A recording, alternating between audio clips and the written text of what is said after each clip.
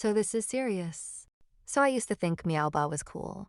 I mean, I love her art style, but she's being really racist lately. Like to Muslims. See, I'm not a Muslim myself, but saying my favorite part of the book, the ending, kind of racist to Muslims.